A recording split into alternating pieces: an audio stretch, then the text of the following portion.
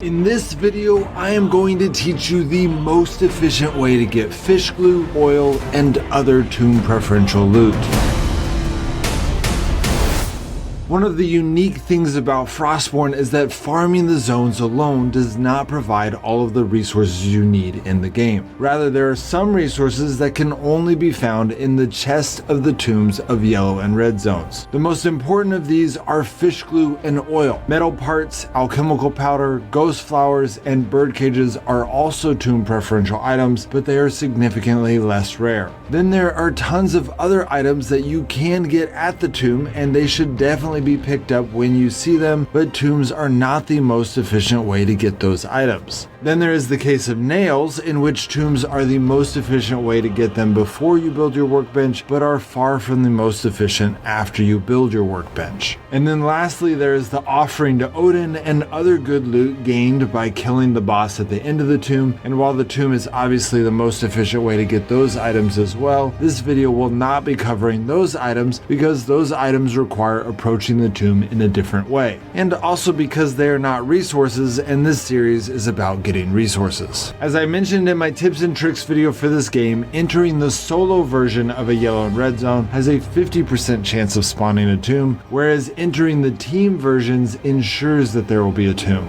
You are also guaranteed to have a tomb in the non-PvP yellow zone that spawns by activating the statue in the popular district at Newheim. If it is your first time doing a tomb, I recommend bringing a full set of tier 1 gear, a stack of food, and a green weapon. As you get better and better at the tomb, you will eventually be able to do it with a couple of spears and a staff of support. But the real cost of doing a tomb is that at any given time, another player or another team can enter the tomb, kill you, and take all of your stuff. With this in mind, it is sometimes better to bring better gear so that you can clear the tomb quickly and get out with the loot. It is also important to keep in mind your purpose, because based on what you are going for, you will approach the tomb differently. If you are going for fish glue, oil, or any of the other tomb preferential items I mentioned, then the best way to do the tomb is to clear a path to the boss room, looting all of the chests of those rooms that you are clearing, but then instead of killing the boss, as would be the normal approach, start working your way back through the rooms, looting the chest of those rooms as well. Then after all of those rooms are looted, go ahead and kill the boss, loot the main room, and leave as quickly as you can. If you do not know the quickest way to get to the boss, then make sure to check out my video on the 5 types of tombs, in which I go over the best way to complete all 20 tomb variations. The reason I'm recommending that you leave the boss until the end in this situation is because if your purpose is primarily to get fish glue, oil, or any of the other tomb preferential items, then leaving the boss is smart,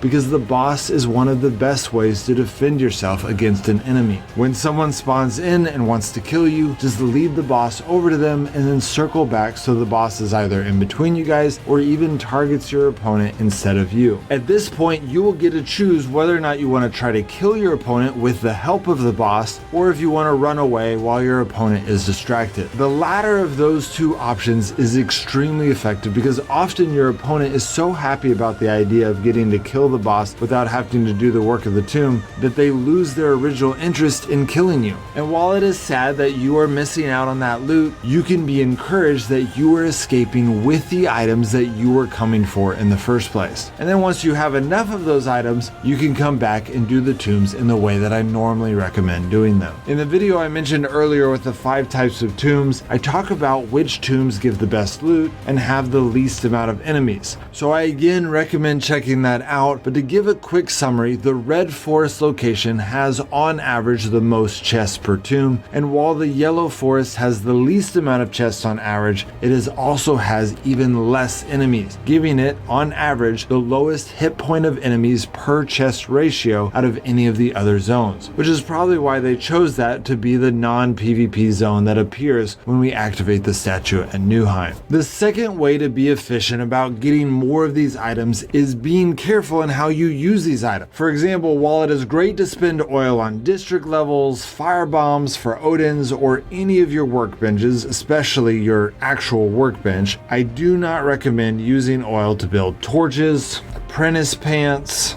helms, cannonballs, and if I ever catch any of you building chains, I will immediately disown you as one of my subscribers. Likewise, your fish glue should be saved for district levels, strong sword and shields, shovels, explosive mixtures, and one of the 2 advanced lockpicks. Spending them on anything else is usually wasting an extremely valuable resource. As for all of the other resources, it is not that big of a deal because they are much more common, but as a general rule, spend your resources on workbenches first, district level second, third focus on items that will help you play the game, and then lastly focus on items that will help you get points at the altar of Odin's. Well, that's it guys, hope that helps. If you find that you are still struggling with getting any of these resources, I have been making gameplay videos for each one of these items on our other channel, which shows you every step of the way.